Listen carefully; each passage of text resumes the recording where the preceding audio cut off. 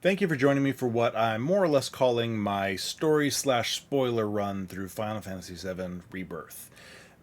This is your warning that from this point forward, this video and all of the videos in this series are full of spoilers and speculation for the complete story in Rebirth, so everything we're given in-game. It will be looking at ideas and elements from Remake as well as the original Final Fantasy VII, start to finish, so including beyond where we are in the story, the whole story start to finish of OG7. It will be incorporating ideas and plot elements from the books, On the Way to a Smile, The Kids Are All Right, Tale of Two Pasts. It will probably come up once or twice discussing Advent Children, the movie, and I will give you fair warning, it is such a convoluted story. And going back through it, for how many times I've watched other people play, I've watched my play, I've recorded these videos, as many times as I've gone through it, there's always new ideas and thoughts that I have while doing stuff, so you'll see little interruptions occasionally throughout the video, like this! And those are just, during the editing process, something I forgot to mention. I came in and thought of it, and so added it in after fact. So, if those are annoying, sorry, but it is what it is. So, I want these to generate discussion. I want to hear your thoughts, so please join me in the comments. Tell me things that maybe I missed. If you see something you missed, let me know. If you think I'm wrong about something, please. If you think I'm going off into crazy town. If you think I'm on the right track, great. Let's talk about it. Maybe discussion will raise some more ideas. Anyway, without further ado, thank you for joining me. I love this game. Hopefully you do too, so let's get into it. So, story-wise, this is going to be probably the shorter part of this video series. It may also be the last one where I'm pairing up two chapters. The final two chapters, I suspect, are going to be maybe their own series in themselves for chapter 13 and 14, just because there's going to be so much to talk to and wrap up and whatever. I don't know yet. We'll see what happens when I get there.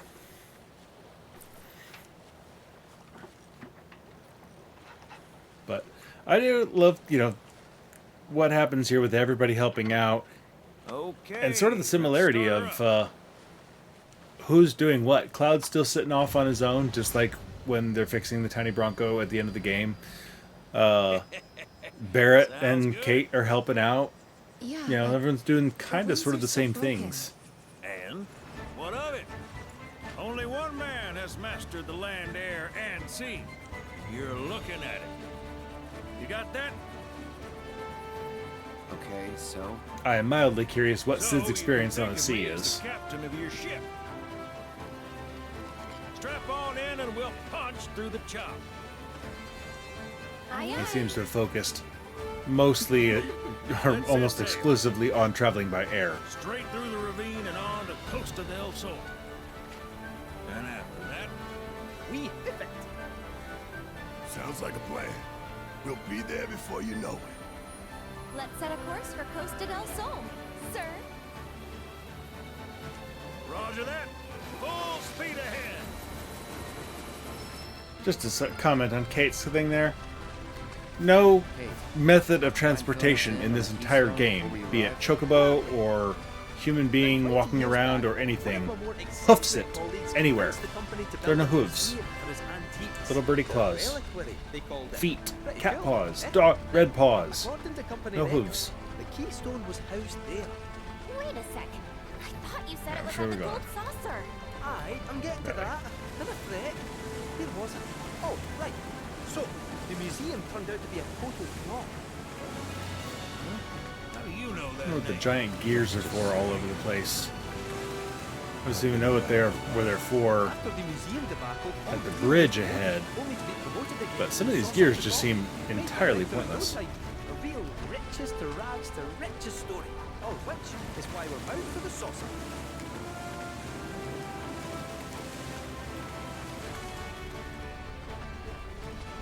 I don't think I ever stopped long enough to see that little hut there. I see this stuff. Okay.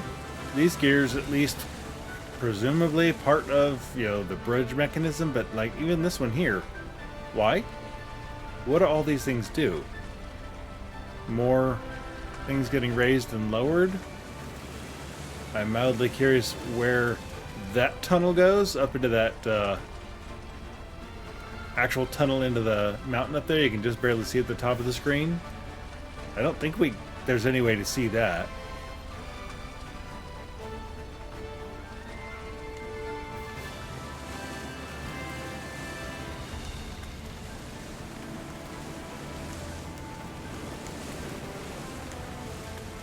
Here, of course, is the bridge that we lowered.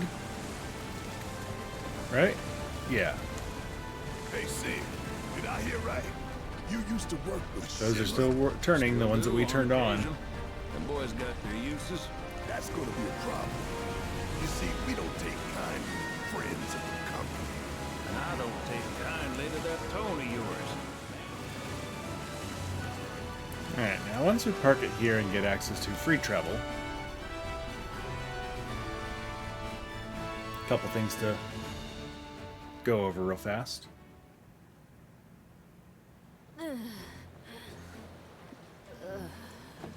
Thank you for choosing Bronco Cruises. We sincerely hope you enjoyed your trip with us. Cruises? I thought it was Bronco Airlines. Not after his wings got clipped. Seriously, we really appreciate you ferrying us around. You're most welcome. Hey, y'all are headed to the saucer, ain't you? I might could tag along, take in the splendor. What do you think? Of course. Girl always knows just what to say. Am I right? Shall we? Wait a sec. Where's Vincent? Up there. Brooding. Another loner. As if one wasn't enough of a pain in my ass. Yeah, one's more than enough.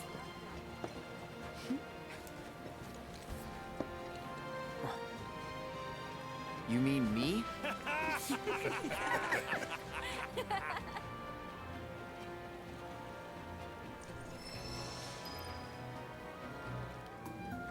Okay, I'm gonna cut to a bit of me reacting to the Cissnei things I mentioned a minute ago, and then we're gonna head to the saucer.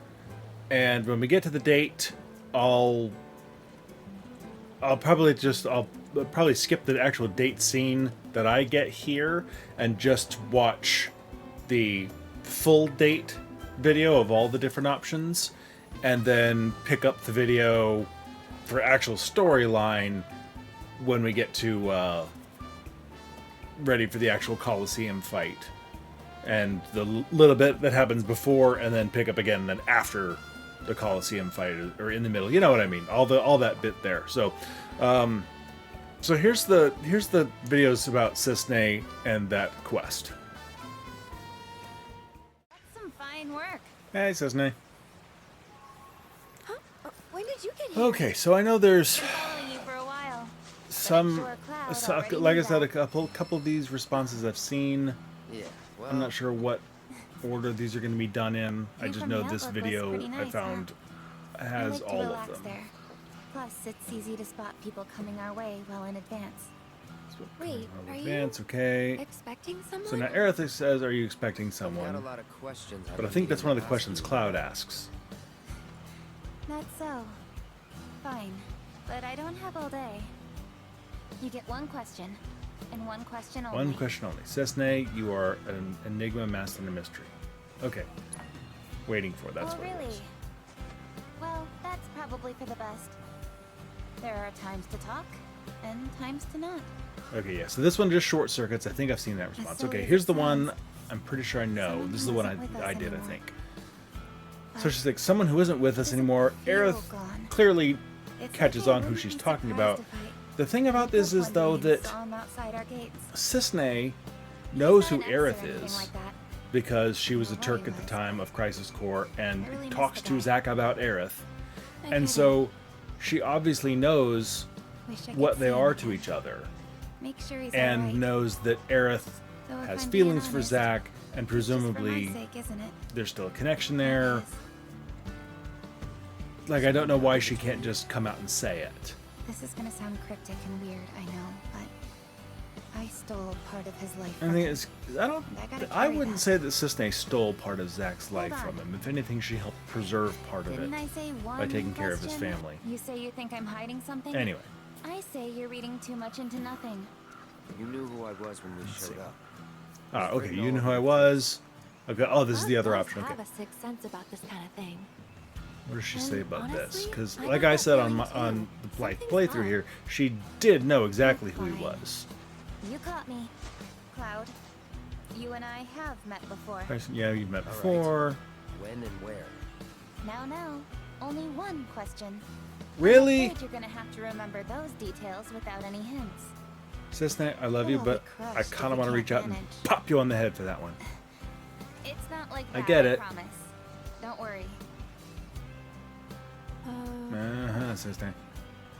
Got anything to say, Cloud? You can try again later. Except we can't. Well, Oh, who are the you truth really? I don't is- think she's going to tell us. Cissnei's up. Had a big thing The about truth not is, even not that's having none of told your Zack her business. real name. Your So, ex-Shivra. That much I know for a fact. Then again, oh, we ran into you at a Turk's facility, so you might yes. still I be mean, we working for know some she was a asshole in Turk. suit. But We it's a know. big I don't know. company. They, Nothing we weird know. about You crossing know what I mean. paths with someone who's got ties to it, current or former. Which means there's no reason to hide them, unless you were. part of Unless you were some- part of You're more some. than welcome to think whatever theories you like. Yeah. See again, Cissnei appreciate hasn't it, though. really You been didn't in share them with the Gungaga villagers. that long. I enjoy a very unique position in Gungaga. The big city girl with a mysterious past. Unless you spoil the fun for me. Know that I'm no enemy Because she of would have yours only and I come won't get in here your way. after So please. Zack and she met here, let which me live my was a few months ago, and assuming she Anyway, spent some time ironing this things world out of and ours parting is ways about with to Shinra, change. then came here. That's not She's my gut probably talking. only been here, what, a couple of The months? writing's been on I the forget the wall exact for a while timeline off now. the top of my head, but And there's nothing we can do to stop what's coming. I bet you know. I could, mean, if anyone. she was still a Turk at the time of. That's sweet. No, not even that long. Yeah, because she was still a No. Turk at the time of I think I see Zack's it now. death and the end of the original storyline, which was yeah, only what? a couple of weeks ago, a month ago at most, depending. A couple of months, no, because yeah, I always On that forget there's a note, gap let's head back. from when Zack dies and Cloud awakens, and the actual start of FF7, the bombing in Midgar. I always forget there's a couple of months there that I keep overlooking. So yeah, so she would have only been in Gungaga for a maximum of 2-3 months ish, depending on what time it is now. Okay, anyway, moving on. I'm gonna pick this up in Gold Saucer in a second.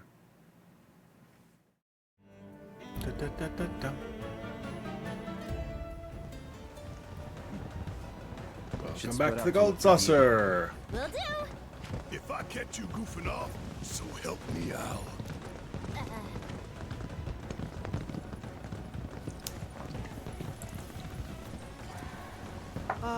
Cloud, you got a minute? There's something I failed to mention about the Temple of the Ancients. You might call it I guess this, legend. I like that they put this Or a in here warning. because it gives Uh-huh. the You see, rationale no for one who why goes he into the temple betrays ever us comes out again. ahead of time. No one. And I'm wondering if you really want to take everyone to a place like that. You said it yourself. It's just a legend. I did, aye. But if you don't Let's know focus that on part of finding Kate Theo and Sith's Keystone story, for now. you wouldn't necessarily take that as an indication that he is about to betray you or that there's something off going on in that moment. You're just like, well, he's just passing on this warning. After the fact, you're like, okay, betrays, and then after the betrayal's done, when he rejoins, you're like, ah, okay.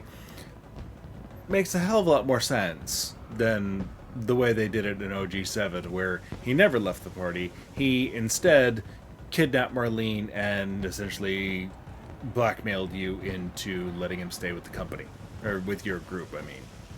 So, this case is a lot better. Alright, let's see here. arrived at your destination. Alright. Hello, Aerith. Check it out, Yes. Can you believe this? Corneo? The Dawn outstayed his welcome in Midgard and decided to set up shop in the Saucer. It's a weird mechanic or vehicle, what have you, to progress this part of the story in a way to, you know, make Big Donny C relevant in this game. In the OG, you went from fighting him in Midgar and his, you know, dropping down into the sewers, and then you didn't see him again unless you went to Wutai for Yuffie's side quest there. So I guess, I mean, he's certainly playing a bigger part, and he's relevant in the world here, which I appreciate.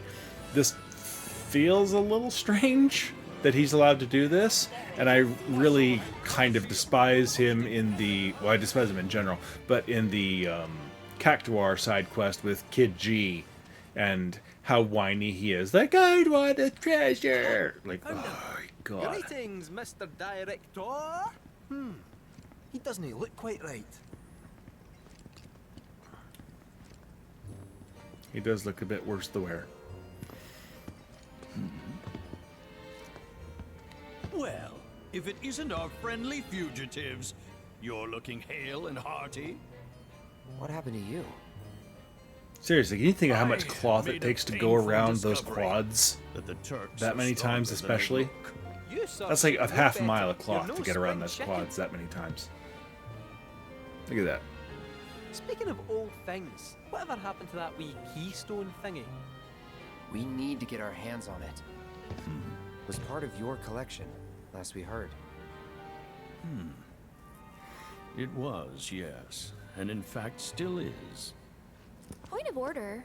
My ancestors. I'm pretty sure the owned Dio immediately recognizes, that oh, makes me its you're claiming to rightful be a owner? Cetra descendant. Okay. A Cetra, are you? That, Like my Dio's dear, is a bold An claim. educated, intelligent man. But still, who am I to dispute your heritage? You may, of course, have the Keystone. That is, on one condition. You must take part in our exclusive event, the fight for naming rights.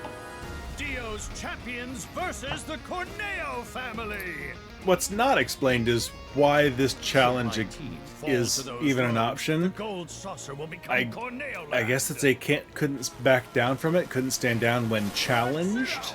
Training hard and getting those gains. What's up, party people? Like, it's not like Corneo had the money to buy the place. It's like, why even entertain this challenge, for lack of a better term? But look at me. I can barely lift a finger. And here I was lamenting my lot in life when you came along. I guess the assumption is that Corneo has the muscle to force Dio out, What and say so you? by taking the Will challenge, you he's be trying my to avoid champions that and go to war against honorably. Don Corneo? But I'll do it. I'll fight. We win, we get the Keystone, right? As agreed, you have my word. Then we're in. Then we have ourselves a deal.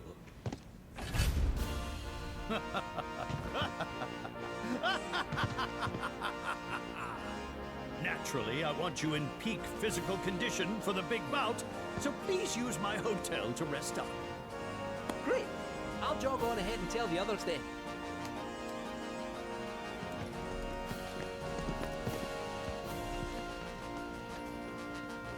okily dokily.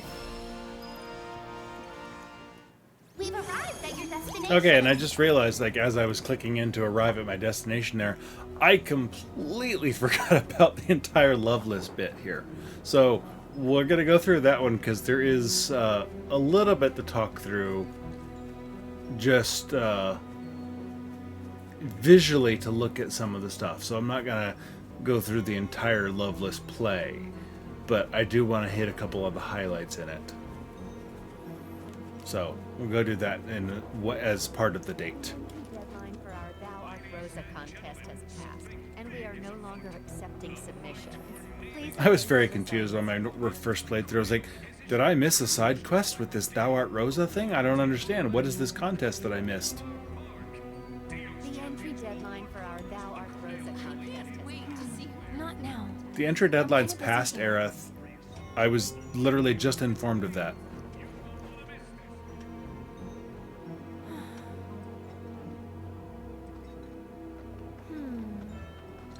What about...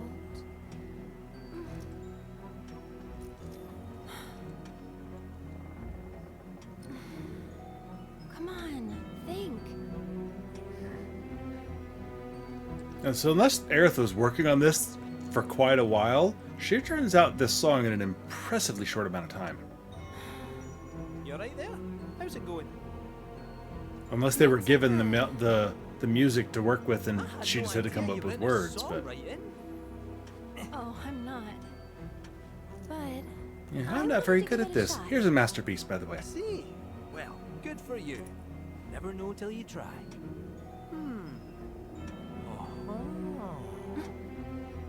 What? They say curiosity killed the cat. A phrase I have always disagreed with. Satisfaction killed the cat. Curiosity brought him back. I hear it the opposite way, and it makes no sense.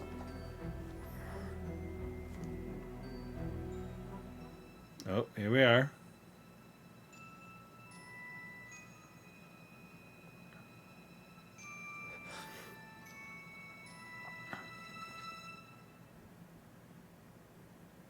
So, seeing out of the other cloud's eyes,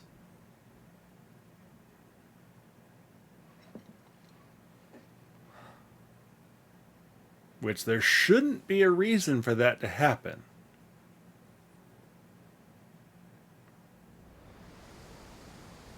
Like, there's not a clear explanation for the mechanism for how that he would be able to do that, to be honest. Here. Go give your buddy a sponge bath. Cloud's all yours. I'll take care of Aerith after. Yes, ma'am. So I've always kind of assumed that Elmyra's bedroom is in there.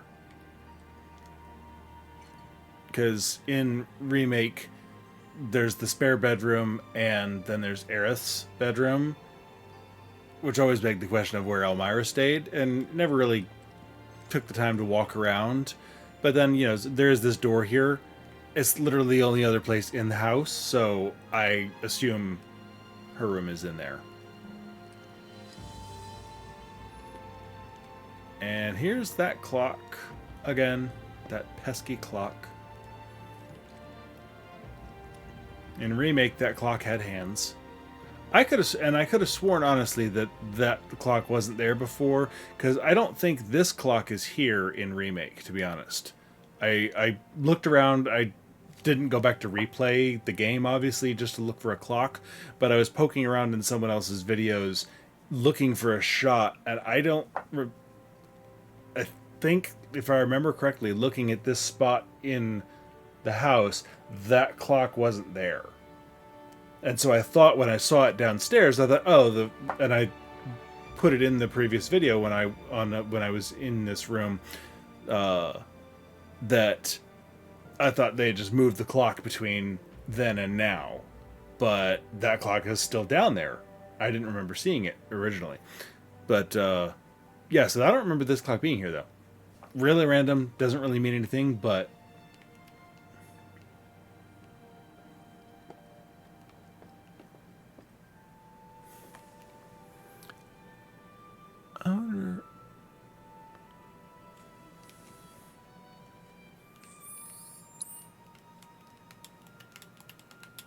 There is no panning or looking around. What the hell? I was just wondering if that was a shot of like Costa del Sol or this little green area Sure does outside the sleep door. a lot, huh? It's better this way. What? Why? Because of Cloud. He's still sick. Please, you gotta make Cloud get better. You gotta. I mean, I'd love to, but... You said it's better for Aerith to stay asleep because Cloud's sick. Why's that? Because... she'll die if she wakes up. Oh, you think? What makes you say that? Promise not to tell? It's such a little thing, but it's so in keeping with Zack's character that he gets down on Marlene's level When she wakes to up, talk to her. a scary man is gonna kill her. Huh? Cloud tries to save her, but he doesn't make it in time. He almost does, but he doesn't. She likes Cloud, so she's happy he came. Really, really happy. But she dies. That's why you have to make Cloud better.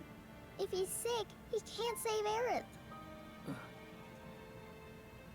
Marlene, are you sure you didn't just have a bad dream? Now, we all wondered about that moment in the No. original, in remake, not the I original, saw but it. in remake, Oh, and okay. I'm I really did. glad that it paid off in this way. Don't worry, I believe you. With everything that's going on, how could I not? Okay. But again, so I mean, the fact that Marlene knows reinforces this idea that especially that Aerith, because remember again, everybody in this world already exists based on remake having happened, more or less exactly the way we played it, right up to the ending at least. So this is the Marlene who had the exact same encounter with Aerith, got the knowledge of the future from that Aerith. So as I've said all along, at various points, Aerith knows more than she has ever let on. And especially remake Aerith knows more about the future. So that knowledge is presupposing that OG7 has already happened or is the intended canon storyline that we are supposed to be going towards. Now, if it hasn't happened yet, there shouldn't be the ability to, unless it's looking ahead down the path the Whispers have foretold and predestined, which we then broke. There shouldn't honestly be the ability to look down and see the future of the timeline you're in, unless everything is predestined fate. The existence of the Whispers guiding everybody back towards the intended fate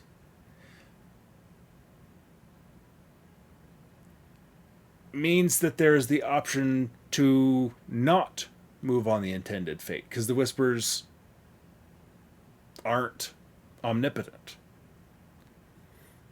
And so the fact that they exist at all means that not following them is an option, which is what remake is all about, is taking and finding and winning that other option.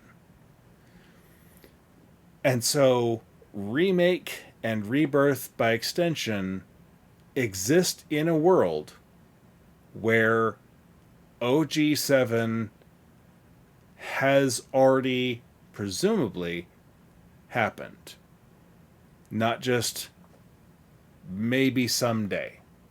That seems to be the case, or this other alternate timeline of, the alternate world, whatever, of OG7 is running parallel, and the end result of OG7 is, as the intended canon event, is strong enough that it can affect what's happening here.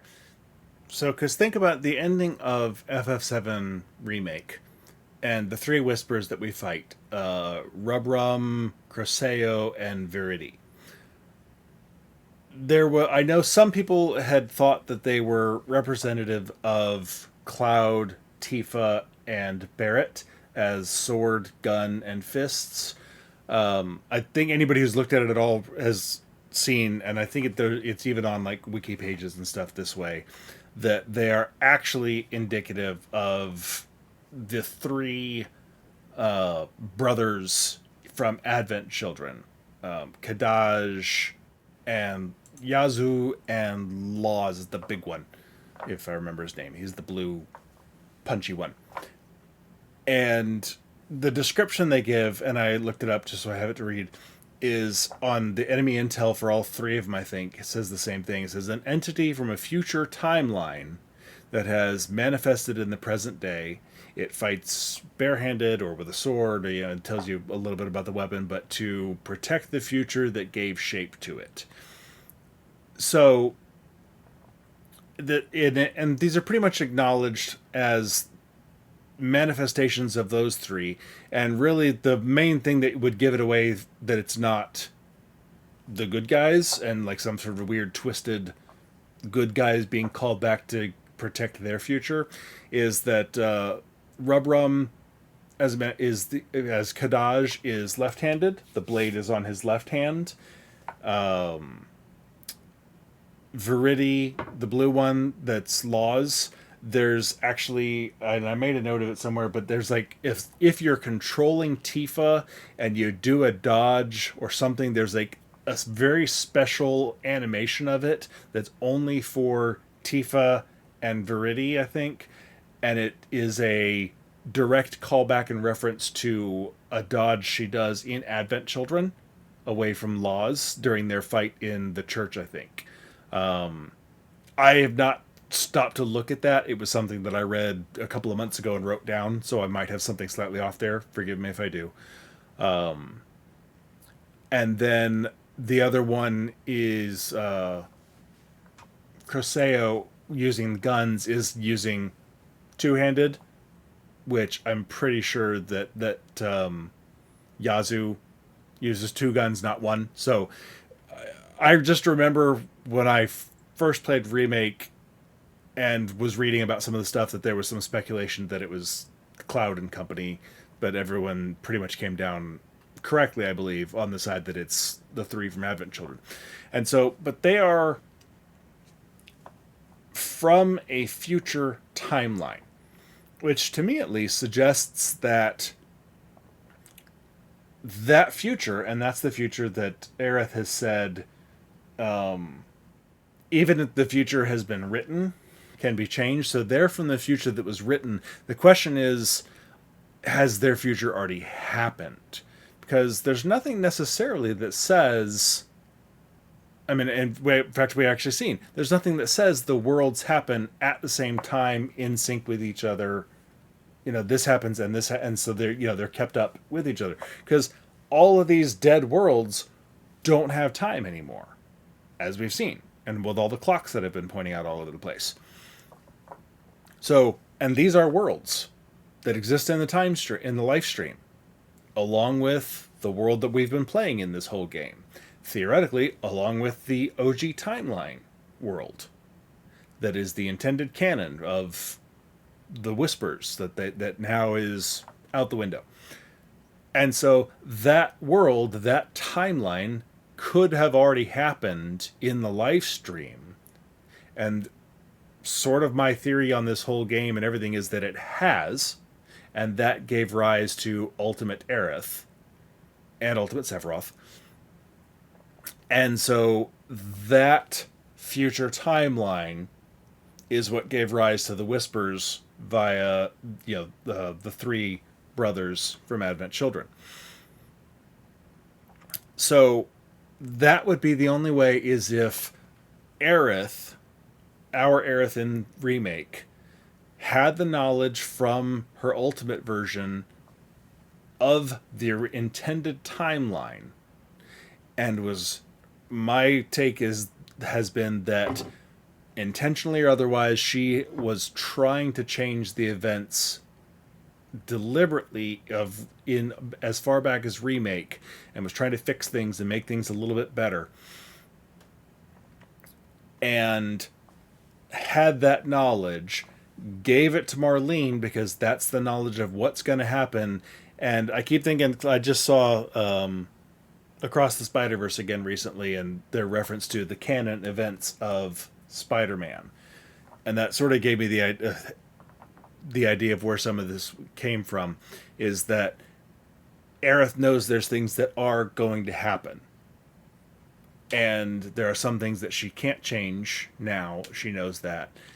And there are some things that, you know, if she did change, would greatly affect the outcome down the line and make certain outcomes less likely or impossible. And so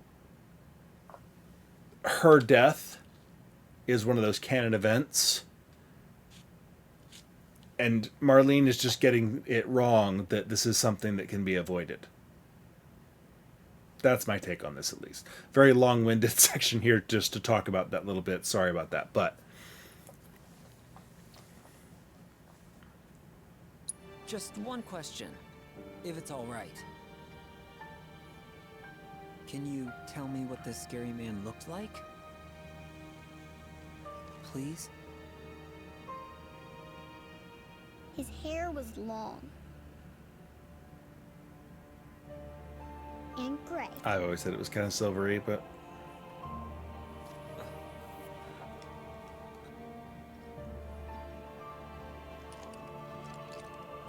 Here's Zack's putting things together. Now, and I pointed this out on my main playthrough, I think. I don't know. It's been so long. But... Zack charged into the reactor at Nibelheim, attacked Sephiroth, got the crap knocked out of him, and verge of death, injured, gave his sword to Cloud. Cloud rushed in, stabbed Sephiroth. Sephiroth, then, and assuming in this version we follow what we see at OG7, because we have not seen these events in this remade version yet. So all we have to go from is OG at this point, and Crisis Core technically. I want to say that in Crisis Core, I forget how far... I don't remember Sephiroth leaving the inner room there. I don't remember him coming back out to where the pods were. I could be wrong, and if I am, I'll correct it. But I want to say that Sephiroth never made it out of that room in Crisis Core.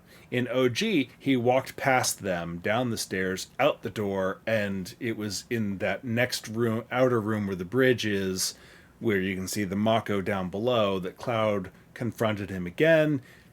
He stabs Cloud. Cloud picks him up by the Masamune, slings him off into the live stream, and Sephiroth falls down. Either way, we can assume that Zack believed all this time that Sephiroth was dead. Because there's been nothing to indicate otherwise to him. So we can assume that this moment where he's putting things together, saying, of all the people, wait a second. Because he fought Sephiroth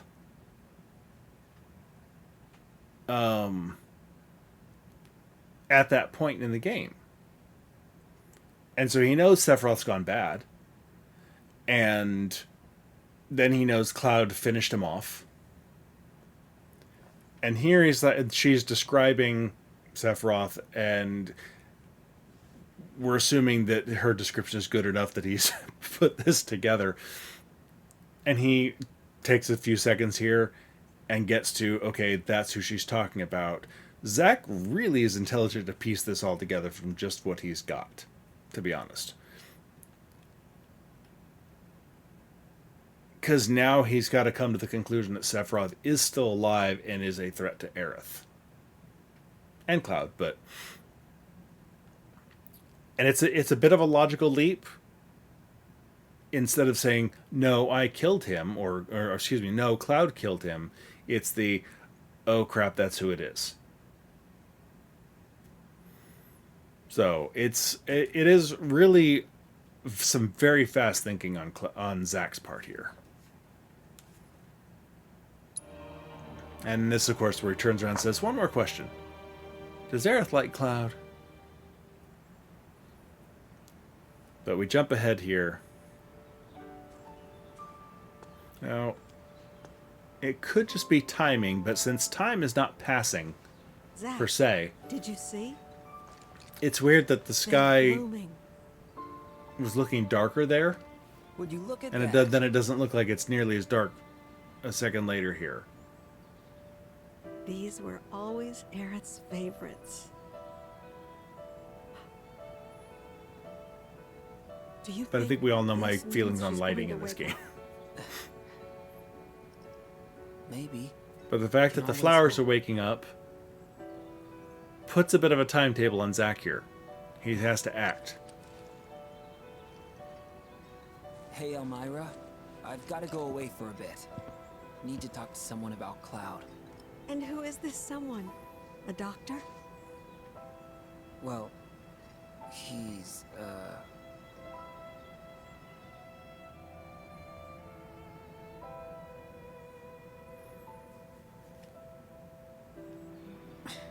close enough, I suppose.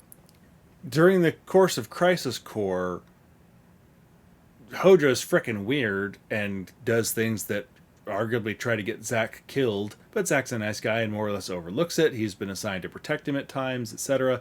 There's not really a bad interaction between them necessarily. You just, knowing who Hojo is, you automatically know that everything he's doing in there is because he's a horrendous evil person. You don't know, however, how much of the 5 years Zack was in the tank he might have been awake for or aware of, and may have seen Hojo and realized just how woohoo he is.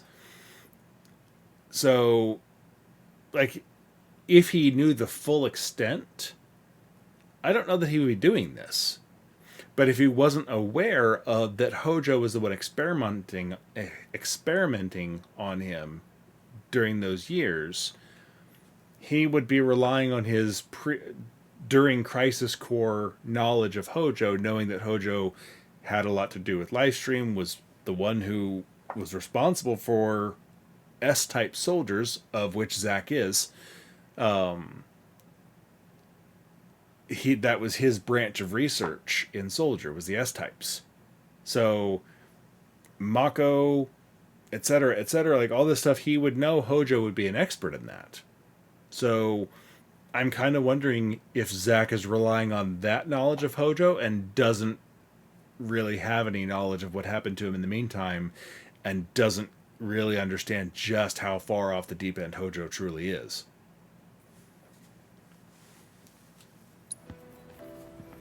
Well, hurry on back, okay? It's hard enough looking after these two with your help, but without it... And if he mentioned Hojo to Elmyra, you get the sense that she probably heard enough about him from Aerith, from her childhood. Don't worry, I'm going by bike. Shouldn't take long. Just keep an eye on him while I'm gone, okay? Oh, and if Aerith does wake up, please don't let her leave. No promises. That girl snuck out more times than I can count. Don't let her. Please. I won't.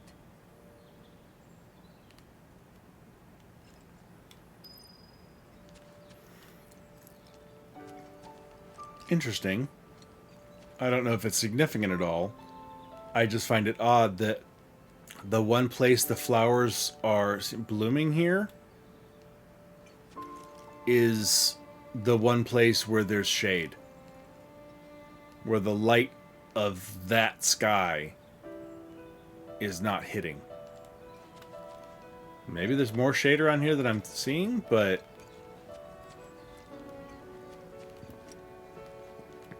I don't really see any other significant shady spots here. And even back here. There's shade, but it's on stone, so there wouldn't really be an option for that to be a place for the flowers to grow. Are there any other... I guess these are in shade. I don't know, maybe that's just coincidence that the one spot back there where they're growing is where the light is not touching.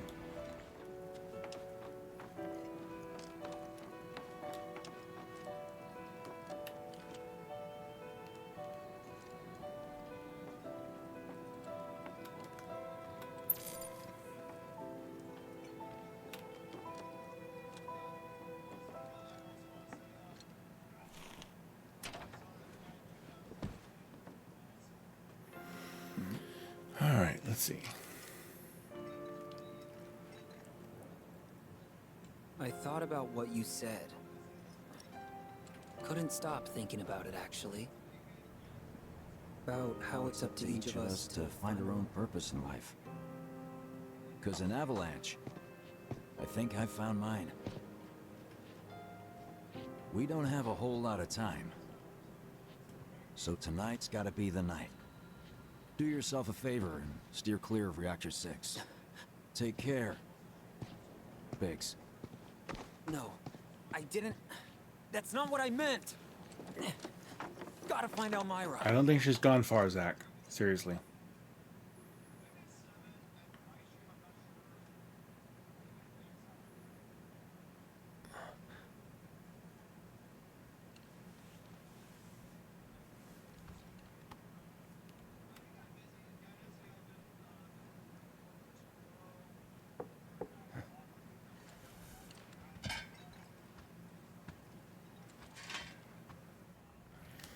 Okay, and here we go. I'm pretty sure I have the Aerith date here, so I'm going to go through the Loveless section, and then after that we'll get to all the dates. Attention! Our special showing of Loveless G Edition will begin shortly. Alright, so rather than talking over the parts that I'm trying to do the minigame and talk at the same time, the things that I really kind of want to point out ahead of time is the clockwork motif that you see in here. And the reason I point it out, and I will say it again probably in the next series of videos, is there's only two places you see a clockwork motif, and I'm not counting the gears in Coral. The whole clockwork and the winding and just that level of detail that you see inside Loveless here in a little bit. The only other place you see it is in the Temple of Ancients, when it's several hours prior and the clock winds back, and then you switch parties. I don't know if that's significant, but it reminded me, when that thought crossed my mind, it reminded me that Loveless is ostensibly tied to Cetran lore. And if that's true, and you think about the story that they give us here, it's not that hard of a jump to find a connection there, and just with the motif and with the gears and the mechanics. Again, it's a tenuous connection at best. It just struck me, and I thought it was worth pointing out that it's weird that that's the only place where you see that type of gear work happening, is in the story of Loveless, which is all holograms, and then in the Temple of the Ancients, when we were winding back time, which isn't even a real thing.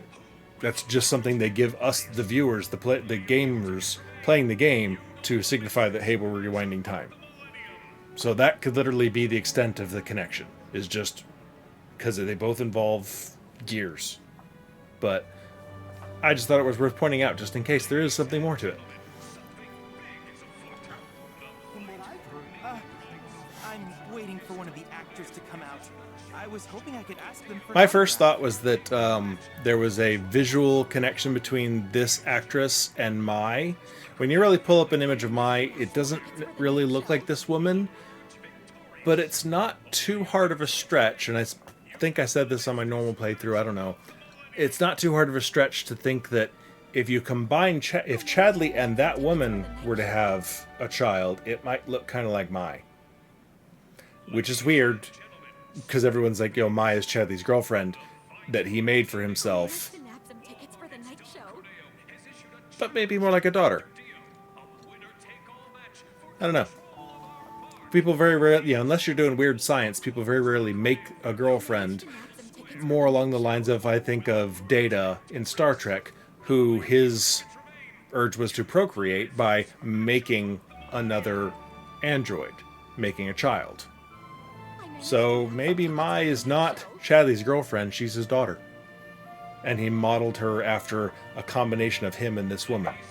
That's my theory at this point anyway.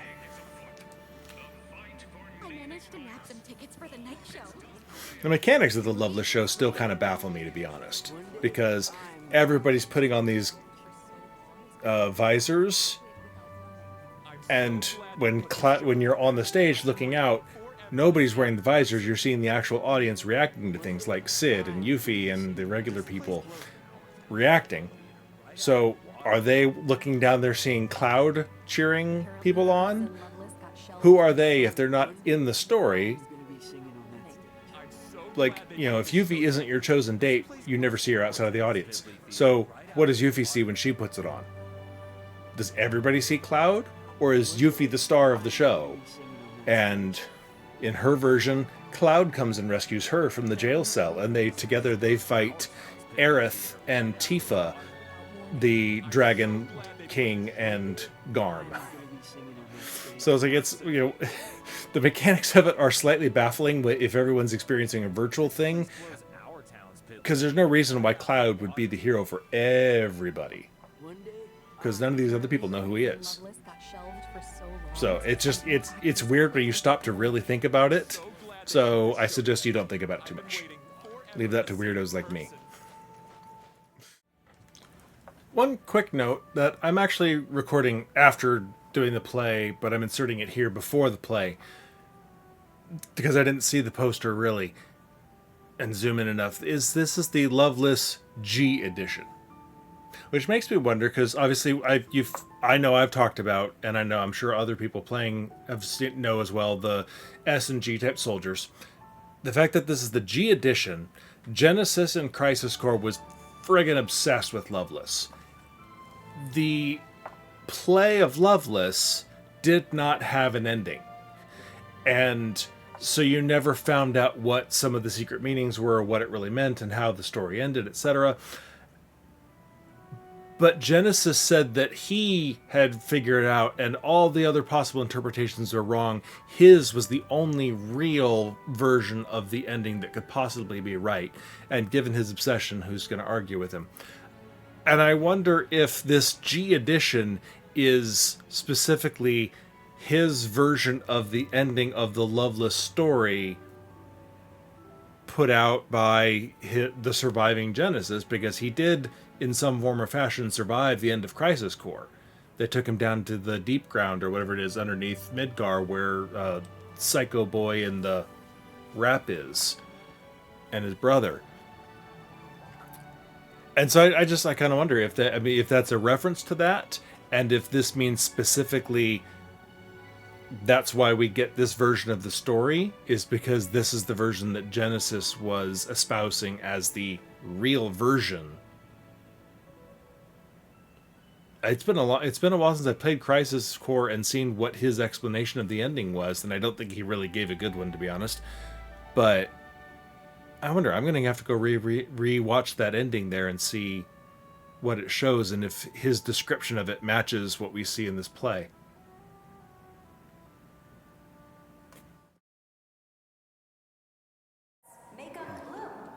Please speak to a member of the staff at your earliest convenience. Thank you. Love red. Attention Event Square guests. Could make 'em bloom.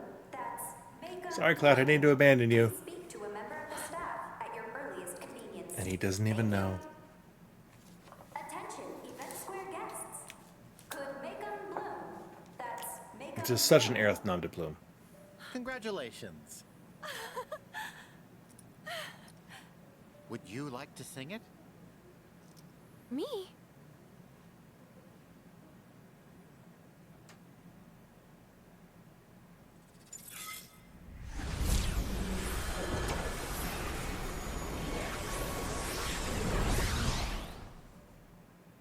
See, here we have the gears.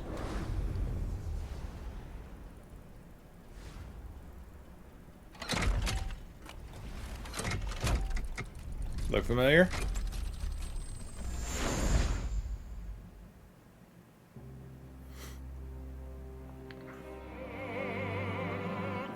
The end of days has come, the goddess alights from the heavens above, upon those her blessing, something or other there. So, talking about the goddess, I mean, this could be referring to an ending of part 3. Honestly, if there's a tie-in between Loveless and the actual story of the world, this could be how we're gonna see. So, a Valiant 3. I'm curious whether we have Cloud, Zack, Sephiroth. One's life cut short, another slain. Naught but a prisoner doth remain. Zack's life was cut short, Sephiroth was slain, and Cloud has arguably been a prisoner of his own mind. And Cloud is the one that is in jail in this story here. It would not surprise me if the ending of part 3 had a tie-in to Loveless, to be honest. The fact that they made it this much of the story, and because originally, I mean, it was just a poster somewhere, I think, and then Crisis Core turned it into a thing, and now it's being brought in and expanded and really made part of things that, especially when you get to the ending of this Loveless story, seems a bit telling and poignant. But at this point, we're all just distracted because Jessie's beautiful, and the dancing they choreographed here is incredible, and I'm no judge of dancing skill, but it still looks good to me. So, damn. She was a star. Aerith ran out on you. Which means she's not wearing the visor, which means she shouldn't be part of this storyline? Behold, a mechanical metropolis built of blood, sweat, and gears. The city of Gargia. An insatiable machine devoid of pity. Which has Midgar as a city of mechanics and not in sync with nature like the Cetras. Cloud being this person who set forth from that city and is now imprisoned. Parallels? Hard to say.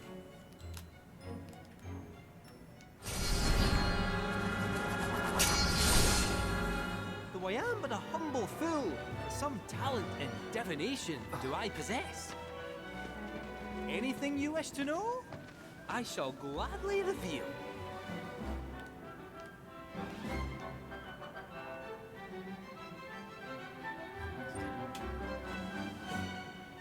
What is the future, if not the product of choices past? Each a fork in the road. None can divine the conclusion of every path. And yet, all tales that begin with a chance encounter share the same end. A tearful farewell.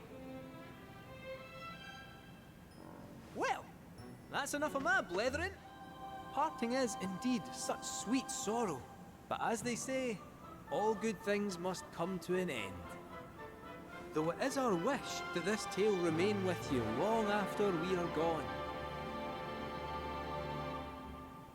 So, my friends, will you join us? I do love just how much frickin' Shakespeare is woven into this thing. I was an English major in college and took a course in Shakespeare, and so many of the lines from here is like, wait, that sounds familiar. That sounds familiar. And going back through it, it's amazing just how many of these are either taken from or clearly inspired by classic Shakespeare. It's great. Fears only true love. Stand before your soulmate and let the world know your heart.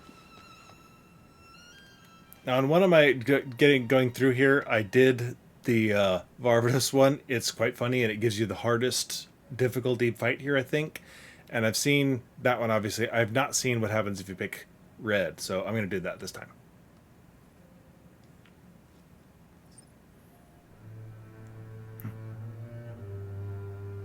Alfred?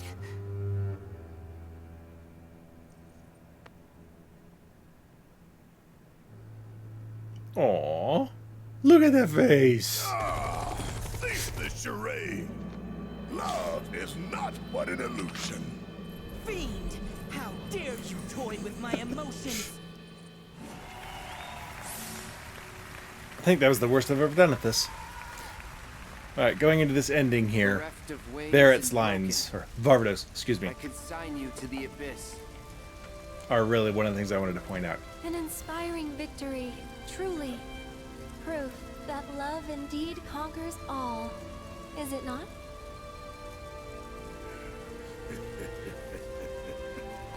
At Journey's End. With Journey's End, I wonder. Will the goddess grant you her blessing? Or will the flames of vengeance consume you? All shall be revealed, oh puppet. Now think about that.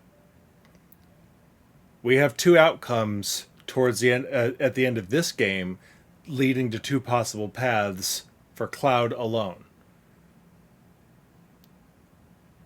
Seeking vengeance and following the dark path to go after Sephiroth, or the goddess's blessing via Aerith. And I've seen someone suggest that Aerith is going to take over as the goddess of the planet.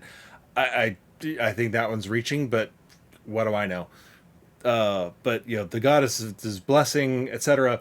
Would be the good path of Cloud staying good and saving everything, etc. And I don't think the word choice of that end line is an accident. And then we go straight to here to all shall be revealed, O puppet of fate. Well, who was the only frickin' person in this game who is ever referred to as a puppet? And this is the third time. We had, he is referred to as a puppet by Regina when channeling the Shadow Blood Queen at the end of the card quest, who is arguably a manifestation or a resurrected manifestation or some version of a connection to Jenova. We have Varvatos here talking about a potential ending for Cloud as the main character in this Loveless story, which could have Cetran connections. And then we have Sephiroth at the end, who is arguably Jenova. In OG7, it was definitely Jenova in a Sephiroth body. And that was actually in the original game. That is the one line actually attributed to Jenova as spoken dialogue in the game. Everything else is Sephiroth, and it just happens to be a Jenova bit and a Black Robe clone sort of thing going on. But there's one line of dialogue in OG7 that is attributed to Jenova as the speaker, and that is because you are a puppet. So, and because is misspelled, by the way. And so again, I don't think the word choice here is an accident at all. There's too many threads tying together to make this not related in some way, either as foreshadowing or just a straight up, we're going to get some version of this story as towards the end of part 3. You could argue that part of this is the ending of this game, because Cloud has the two paths presented to him. He has vengeance to pursue, or he has the light side, and arguably Aerith is getting him on the light side, but he is still pursuing ultimately kind of a path of vengeance. So I think the fact that he still has both options available to him is telling that this might be leaning more towards a part 3 bit of the story, not the ending of this game. So dance while you still have time. Dance till your frayed strings break. and you can dance no more. And here is the Alfred, Clockwork look. City, Midgar, possibly, being destroyed. So again, ending of part 3. Must you go? You needn't promise that you'll wait. For I know. In the live stream. You here.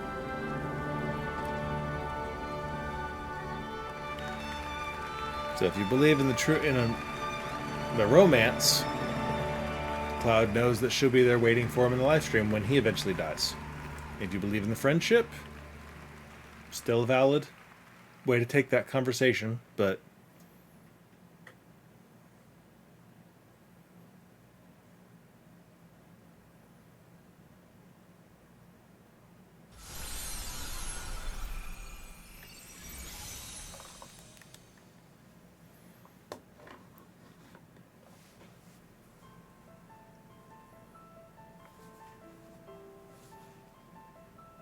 you know, again, this is everybody with visors on, seeing everybody in the audience without visors on. Oh wait, I told you not to think about it, so disregard that.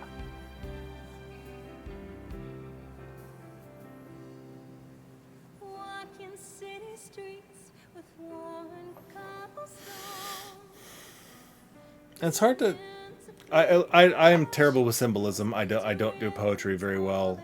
I have a hard time really making the links. If they're spelled out to me, I understand it perfectly, but making the connections and reading into it by myself, I'm kind of terrible at, I'll be honest. I was an English literature major, not a poetry major, for a reason. So, the connections being made here, you know, that the city streets, obviously Midgar, walking the city streets, and then here he comes along.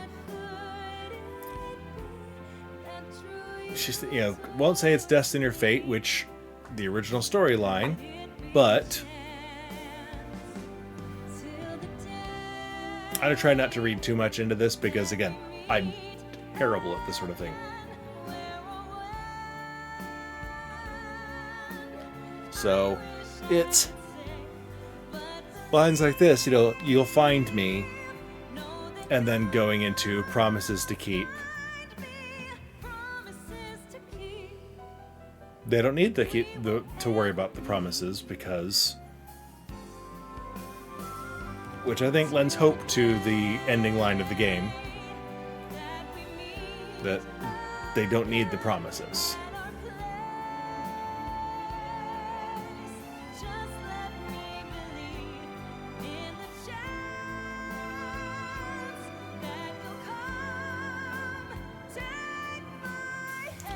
And so, I mean, you could argue, I mean, this is ostensibly about Cloud. I've seen some people saying it's about everyone. I don't see that, because all the references seem to be to her meeting Cloud and them being together, and there's just not that many other lyrics to think it's about anybody else, really. Could also be about Zack, maybe. But I think the most commonly accepted interpretation I've seen is that it is Cloud, of course.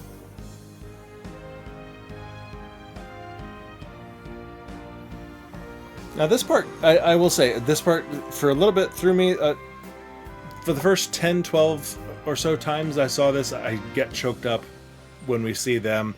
I think I'm finally at a point where I'm talking now about it to make sure that doesn't happen to me. But where I think they can be summoned from the live stream because they're still relatively recently dead, and they have not completely dissipated into the live stream. There's no set time for how long that sort of thing takes before an individual, before their personhood is diffused into the live stream and lost their individuality. So I wondered about it in a previous video, how they could show up here like that, and the conclusion I came to is that because they are recently dead, that is still, I think, an option. Aerith probably could not summon up her mother, for instance. I think she could talk to her mother for a while recently after Falna's death, and then over time it became harder until eventually she couldn't anymore, and that's because Falna's presence, her sense of who she was, eventually dissipated into the live stream.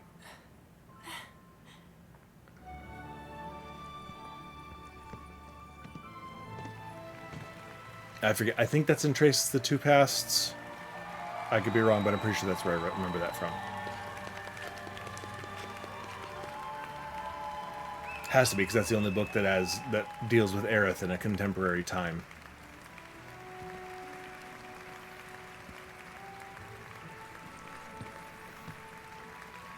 So it's slightly weird that all three of them there, because Aerith never met Jessie. And Aerith... Well, okay, so yeah, Jessie's the only one of the three that she never met.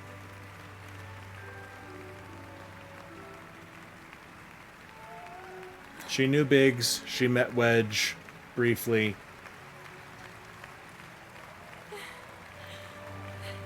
But she never knew Jessie.